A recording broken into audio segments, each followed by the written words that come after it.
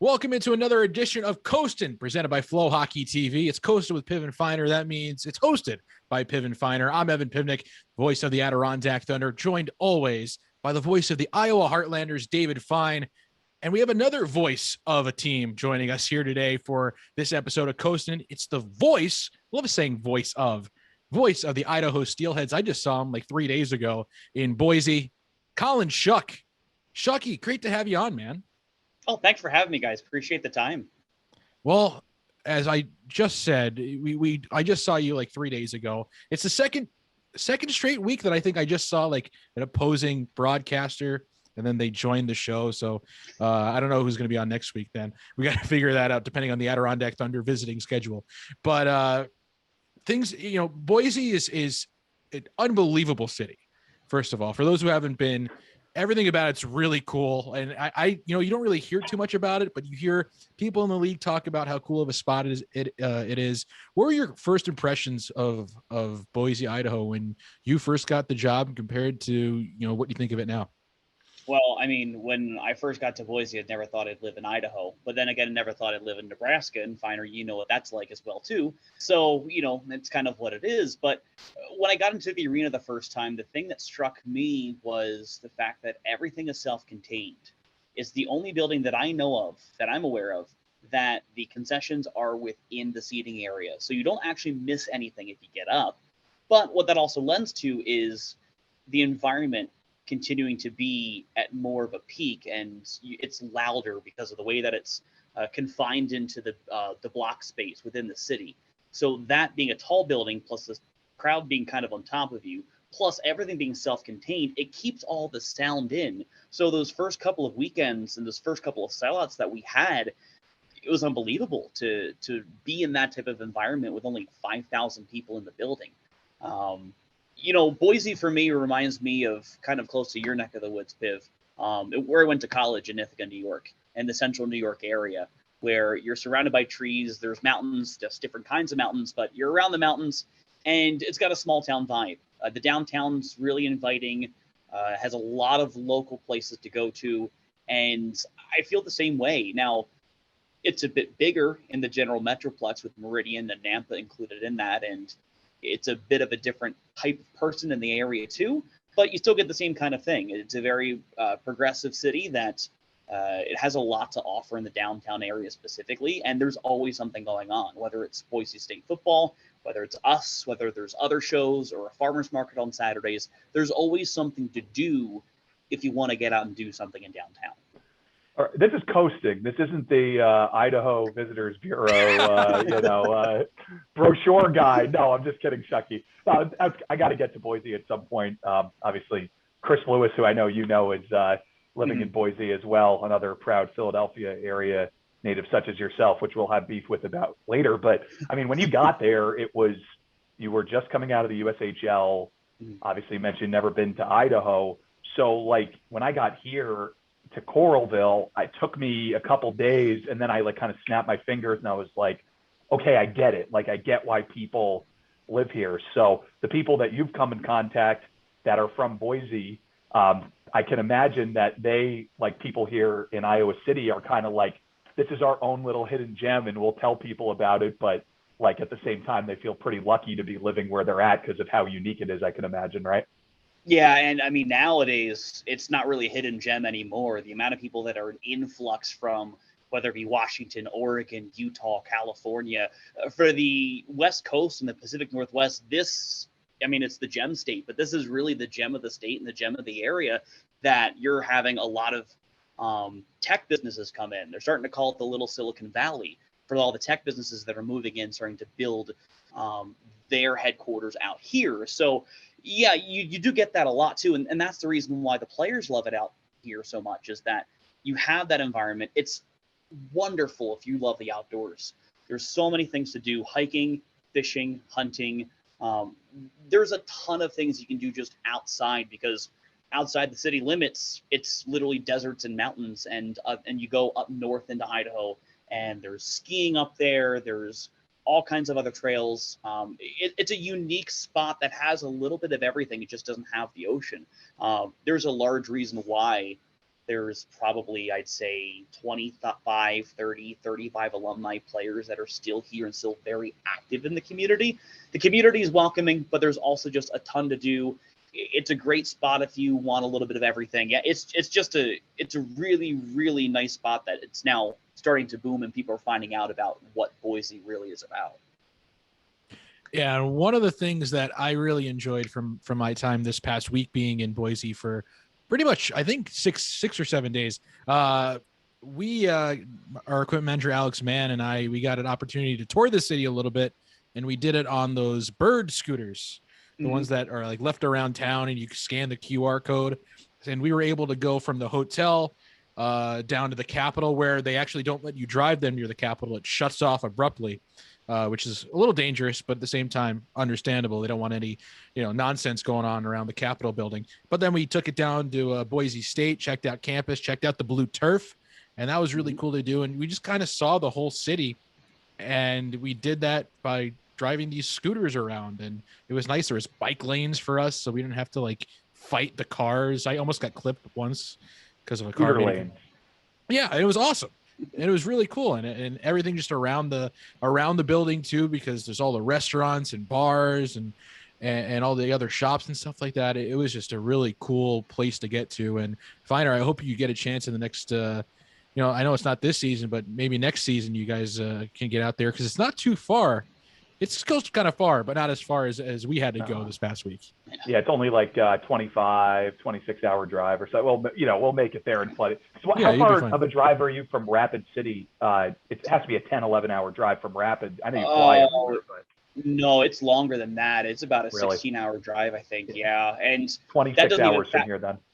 Yeah, it doesn't even factor in like snow going through Wyoming and the winters there. And gosh, you could talk to, Mark Benetti about the stories of busing from Rapid City to Boise and back in the middle of January. It's not fun. So you guys fly everywhere pretty much, right? Except for Utah, you guys will bus? Yep, that's the only place we bus. Everywhere else we fly commercially, and I actually just got off the phone with the airlines a couple of minutes ago, just booking more flights for later in the year too. What's that like, flying everywhere versus busing like I guess you were accustomed to beforehand? It's different. I don't miss sleeping on the floor of a bus, but you trade that off with, you're usually getting to the airport anywhere between 4 and 6 a.m., depending on when you're flying out early.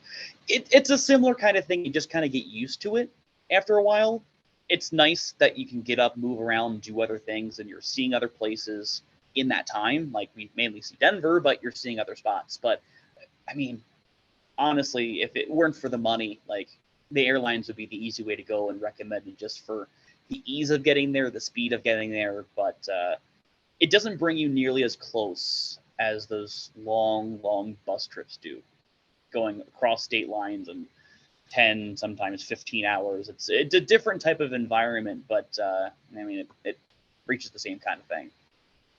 Yeah, that's understandable. It's a camaraderie thing too. You get to know everyone around you. You get to play some more card games on the bus or hang out and watch some movies and whatnot. And you don't really get to do that on the airplane because everyone's just trying to sleep and just not, bother the person next to them, or trying to bother the person next to them. I don't know what people's agenda really is on a plane, but one thing about flying compared to busing is, for Schucky, do you do the travel as well? Obviously you do. I do, yeah. You got off the phone with the airline. It's stressful, man. Yeah, it's stressful because there's so many factors that you're in charge of that are out of your control. And It's just like all this can go wrong. So like you need to make sure you get to the airport early. Everyone's checked in. All the bags are all taken care of.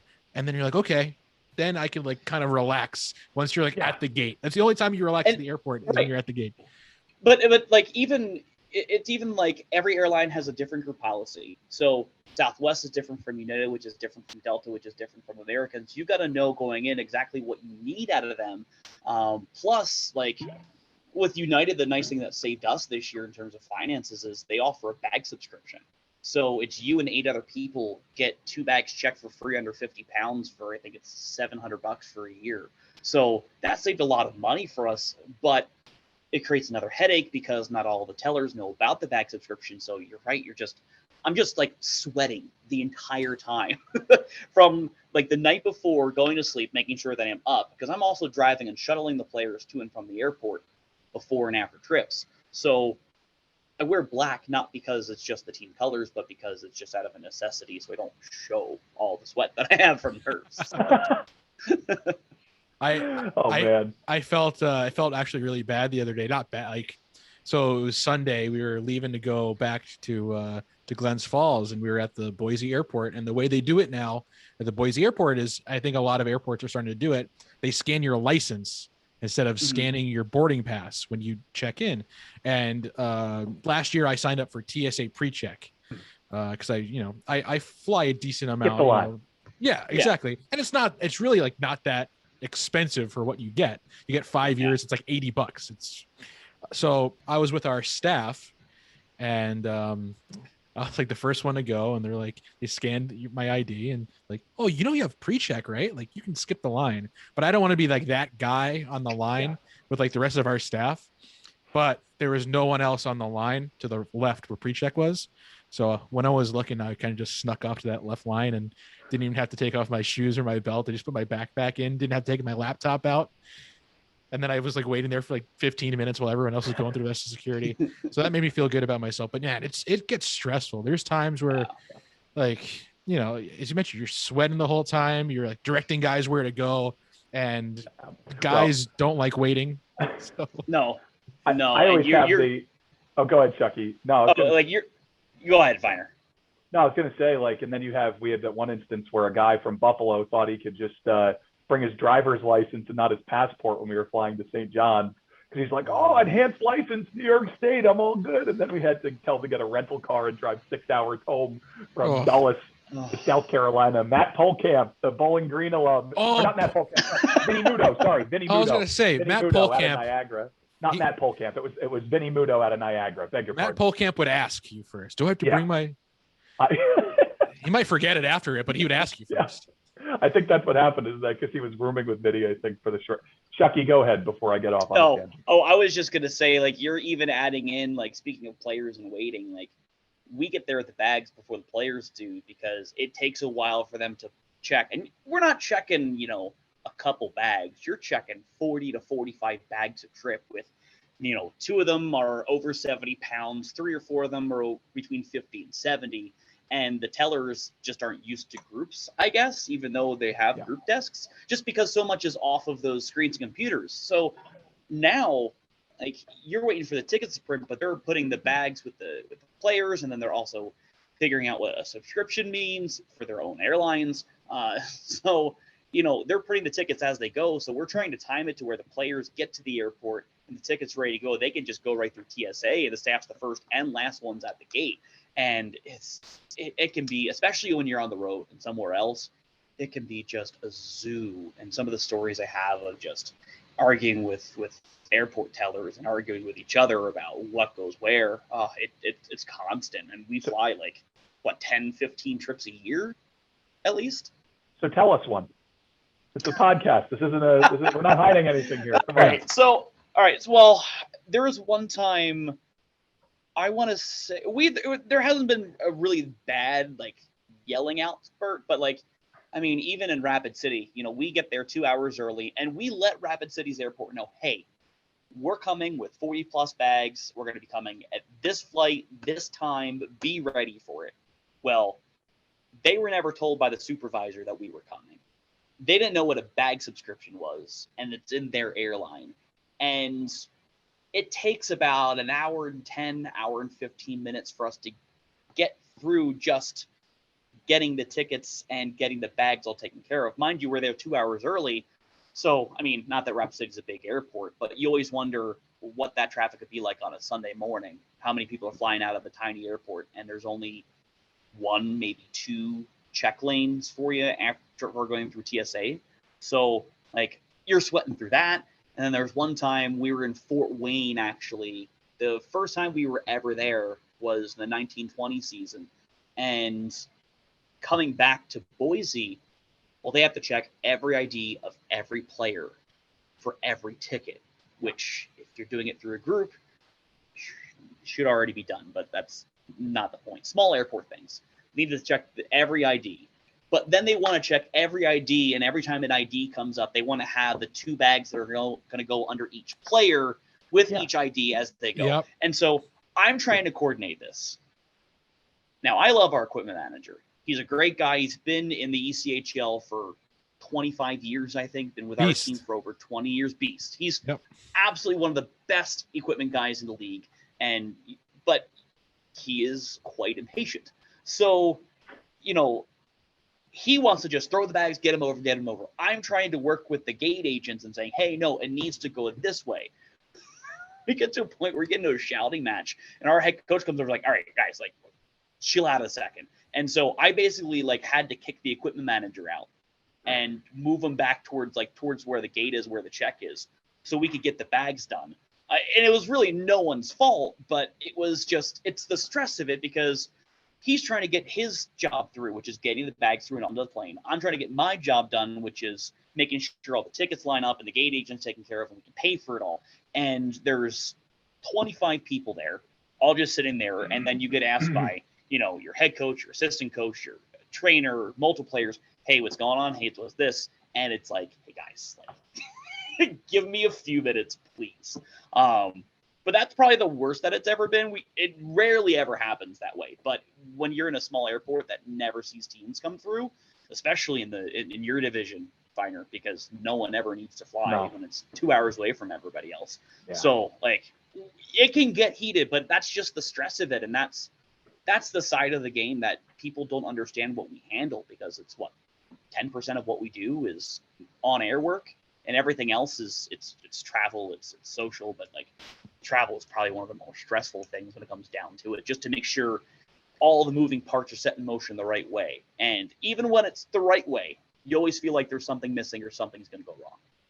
Yeah, we just ran into the ID issue in Hartford, flying out to go see you guys. We had the 3:45 in the morning. Oh, we're going to need to see everyone's IDs. And then we could, because we have to assign the bags to each person. I'm like, no, just print out as many bag tags. It's Southwest. Print out 50 bag tags. We're traveling 25 people. And then we'll weigh the whatever oversized ones. But let's just start tagging bags so we can get on the plane. Southwest is the easiest one, because you're only paying for the oversized bags. Your first 2 bags come free. So that's honestly, why it made me so frustrated.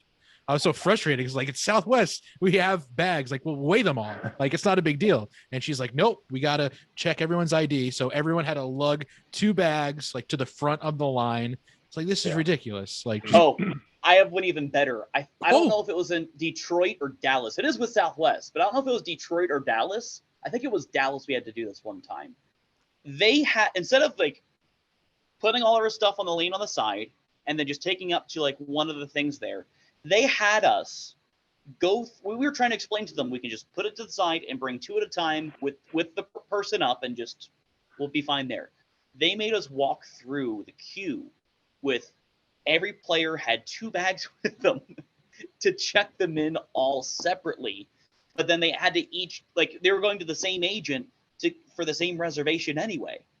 So at least you didn't have to do that. But it's this. It's the first time sometimes that they have to deal with groups. Yeah. How many times have you had them say, okay, we got to pay, you're going to have to pay individually for every person that comes through. If the bag is oversized, you have to pay individually for the bags, and they won't let you switch, because that's happened to us on Air Canada flying out of, when I was in Reading and we'd fly out of Philadelphia, every time without fail, you have to pay individually. Every person pays individually. Got to swipe this card 27 times. After about time 4, they realize, okay, we'll just add it up at the end. But that happens sometimes. Boise was a one that actually did it a lot with United, where they started doing that.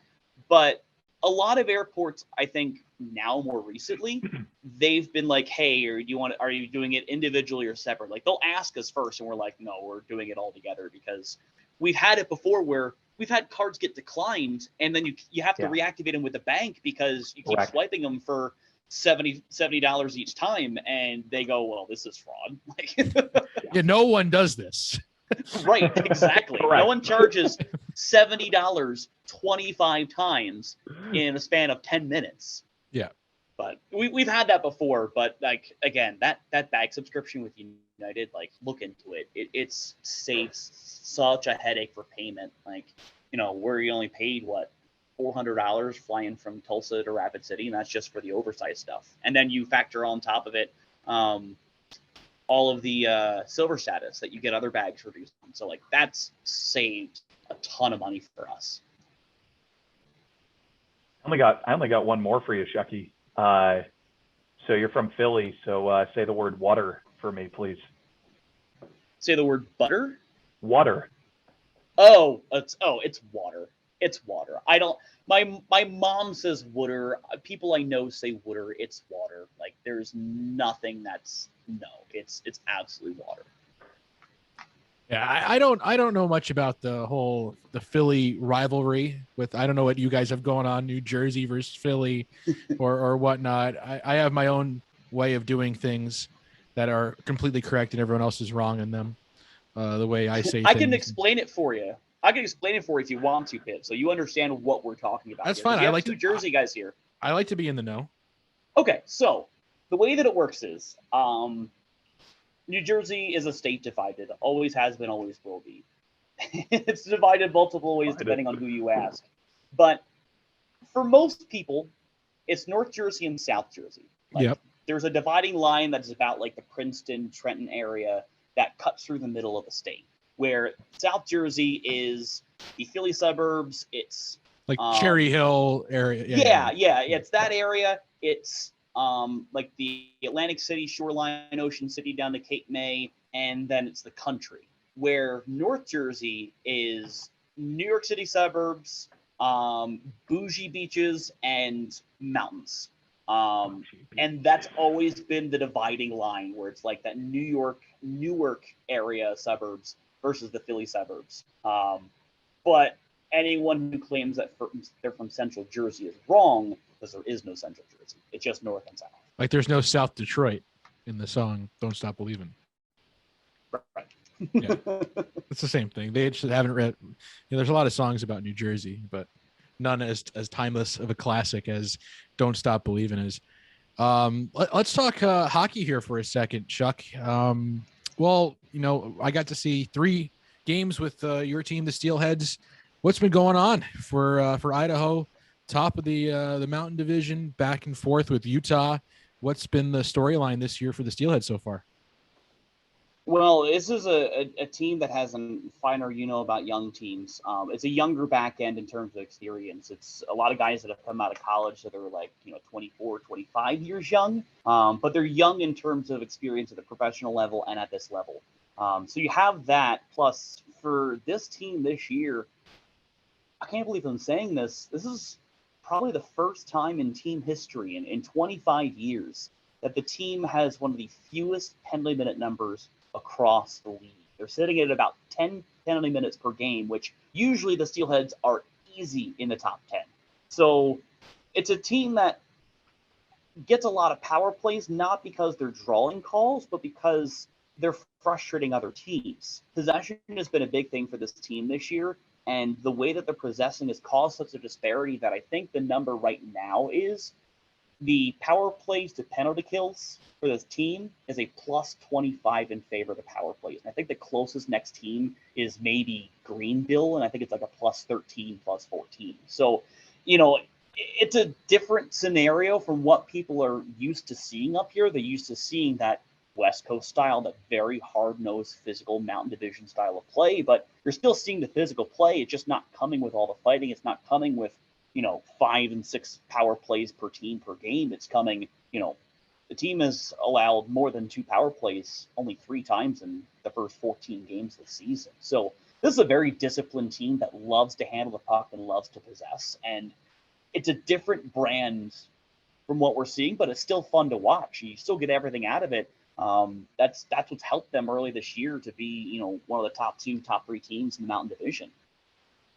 Yeah, I think that the league in the whole has shifted that way, where there's going to be, you're right, that like old school, the Mountain Division stereotype over the last 5 years. But like, if you at a certain point, you have to appreciate what a Newfoundland, even Fort Wayne last year, like they were hard on the puck.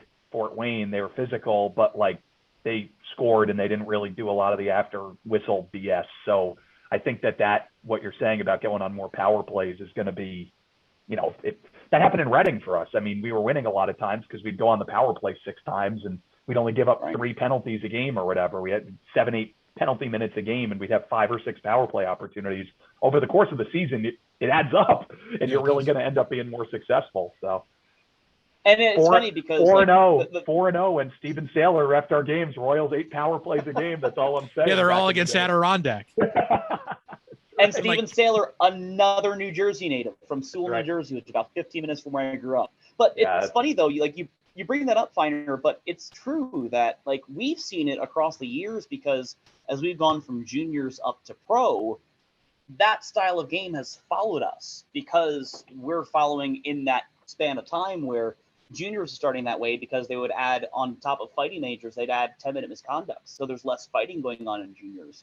And you're starting to see that style creep up. And, our fans that have seen the same teams for how many years, outside Coralville, they're not used to seeing that. They see the shift and go, well, I don't understand why that is. But we're not surprised by it because we see it every day. We've seen it for the last, 7, 8, 9 years where the game has progressively gone by the wayside of the old Broad Street Bully from the 70s and even the Legion of Doom line in the 90s, just talking Flyers specifically, to go and now to the point where, you're only going to see 2 penalty kills a game and maybe a fight a weekend, if not 2, and that's about it. Well, Schucky, I appreciate your time here on Coastin. We're always happy to have someone new on the podcast, even though you're not that new to the league. But it was also funny last week when because you did ECHL Plays of the Week for us last week, and I think you were sitting 4 feet away from me, so it was good. I was like, oh, here's Collin Schuck as I'm looking at you through your little like pipe and drape setup. I'm like, oh, here's Collin Schuck going to take me through the second period intermission so I can try to write a game story. So I appreciate your work in making it a decent runtime. So I really do appreciate your work. And it's nice to see you on camera as well on the broadcast in Idaho. You guys have a great setup, a great production. So keep doing what you're doing out there in Boise and make some reservations at Barbacoa and treat yourself. If only I could afford Barbacoa, but I mean, I don't have the per diem that you had to spend on it. So, but I'll try to make an excuse. Well, that's true. We got like a full week's worth of per diem. And it was also like our last, we looked at it as, for a staff, our last like going out dinner until March, because we haven't had a bus trip yet. We played up in St. John's, and then we played you guys. So we've been away for 2 weeks of November. Just we skipped a week and came home, and then we go to like Worcester in Maine next week. It's the first time we're on a bus, like all like for a trip. So we're like, you know what, we're not gonna be away for more than 2 days until March. So let's spoil ourselves. We went to this place. It's called Barbacoa in Boise, Idaho. And it was tremendous. It was a great meal. They put on a show. They set your steak on fire. Like everything's on fire there. It was a good time. So I hope Shucky, you can get back out there and enjoy the entertainment. Yeah, we'll try as best we can. No hope, but we'll make it a point. But it was good to see you, Piv, this weekend. And Finer, we'll have to get you out here at some point and get you out of the counting people to corn ratio in Iowa and get you out to the mountains. Not that much corn here. Not that much corn. Just the biggest corn producing state in the country. Not that much. So, none to be done. Guys, thanks so much. We'll wrap it up here. That's episode 4, season 2 of Coastin. Episode 4. Yeah, we'll talk to you in a couple weeks. For Collin Schuck and Evan Pivnick, this is David Fine signing off on Coastin with Piv and Finer.